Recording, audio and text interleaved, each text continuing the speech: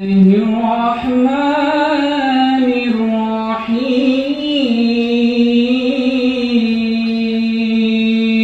أكيد لنا المدير كمون بخار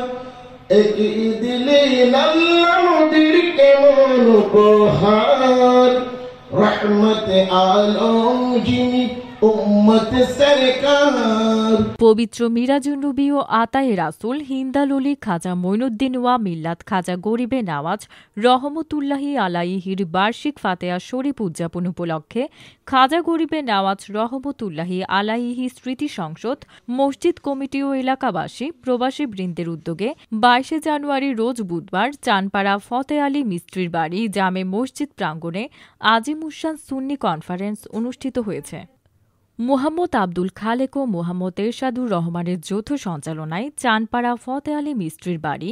জামে মসজিদের খতিব হাফেজ মাওলানা মুহাম্মদ জিয়াউর রহমানের সভাপতিত্বে প্রধান মেহমান হিসেবে উপস্থিত ছিলেন প্রবীণ আলেমে দ্বীন ওস্তাজুল উলামা চট্টগ্রাম 16 শহর জামেয়া আহমাদিয়া সুন্নিয়া আলিয়া মাদ্রাসা সাবেক সফল অধ্যক্ষ আলহাস মাওলানা মুফতি সৈয়দ মোহাম্মদ অসিউর রহমান আল কাদেরী।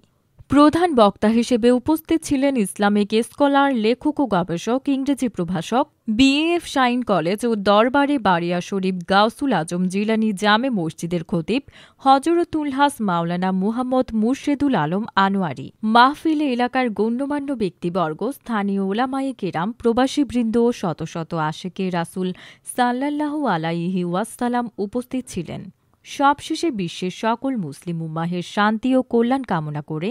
আখেরি মোনাজাত ও তাবরুক বিতরণের মধ্য দিয়ে উক্ত আজিমুসান মিলাদ মাহফিল সুসম্পন্ন হয়।